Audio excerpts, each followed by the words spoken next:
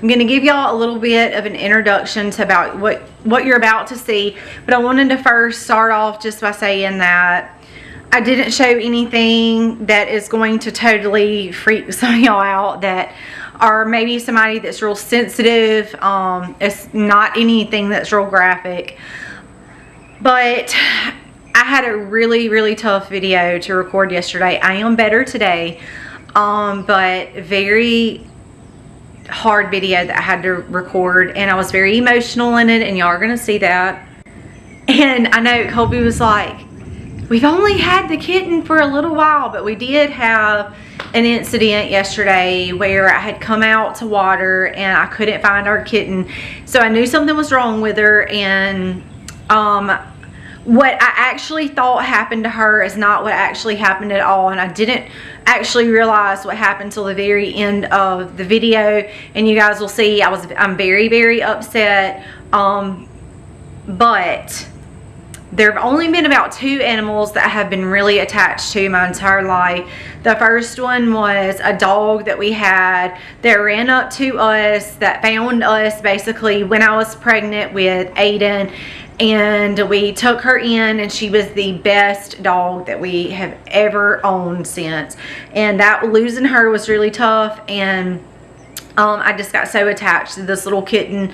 She was, of course, a rescue cat who was in the hood of Annabelle's car, and she literally stole our hearts from day one. She was so adventurous and playful and sweet. We could just pick her up and she would just purr. It didn't matter who picked her up, she just purred. She just loved attention and loved to be held, and was soft as silk. So it was really hard. You know, I was actually looking at her a couple of days ago, and she was jumping around with me in the plants, and I thought to myself, I can't imagine you not being out here with me. So I hated what happened. It was very hard for me because I fell in love with that little kitten. So what you're about to see now is when I knew that I did not find her. I've been calling her, she didn't come. I knew something was wrong. I went all through these woods behind where we're at, probably a half a mile this way and a half a mile that way. So I knew that if the dogs had not completely run her off and got her lost, which I went a really long ways calling her, I knew that either possibly an owl had gotten her, like a fox or raccoon, or a snake bite. Like, I knew something was wrong with her. So it took me about 6 hours of searching, and I finally found her. And like I said, initially what I thought had happened was not what had happened. But guys, I'm gonna let y'all over into that video. It was very hard and it was very emotional. But it was one of those things that just happened, and that's why I wanted to share it with y'all, because it is real life. And I feel like a lot of you guys who have taken in pets, you know, we have a lot of animals that work for us. We take good care of them, feed them, so in return we know that they're working for us, and we're working for them, and they're working for us. But there are just some pets that y'all just take your heart, and she was one of those. Y'all, I have some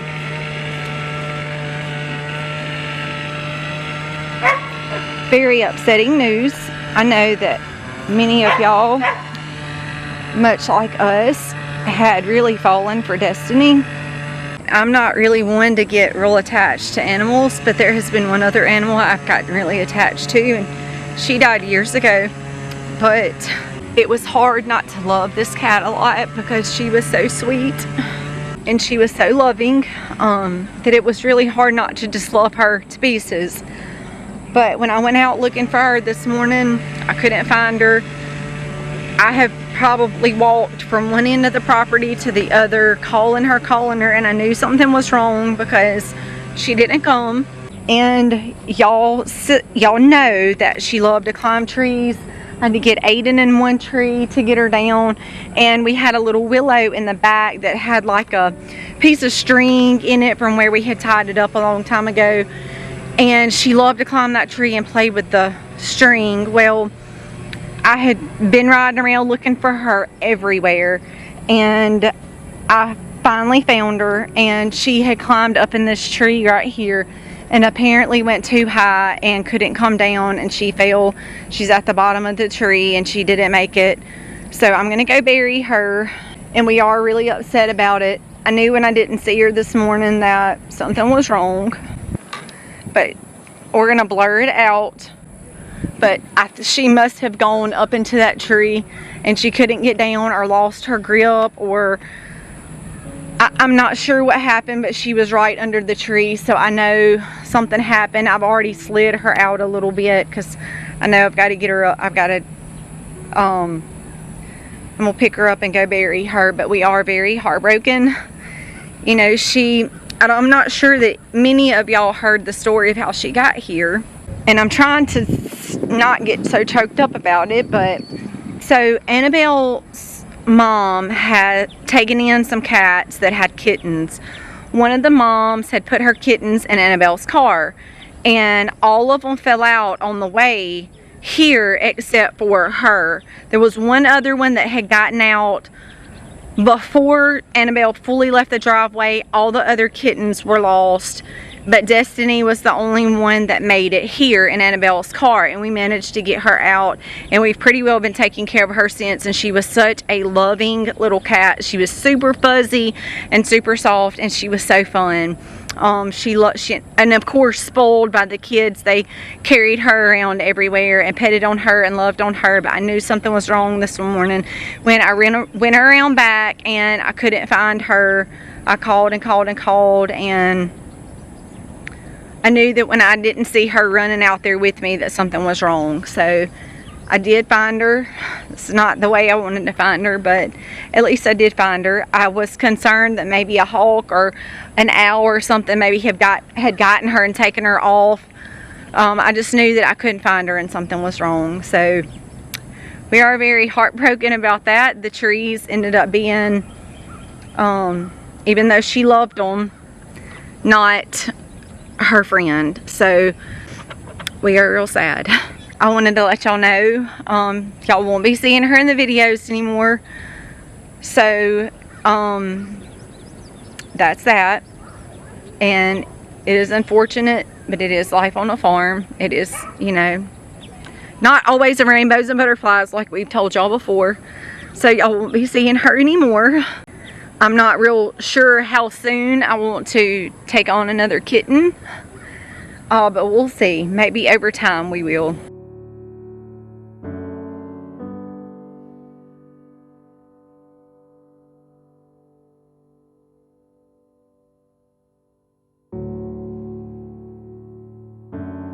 I think I got most of my crying out.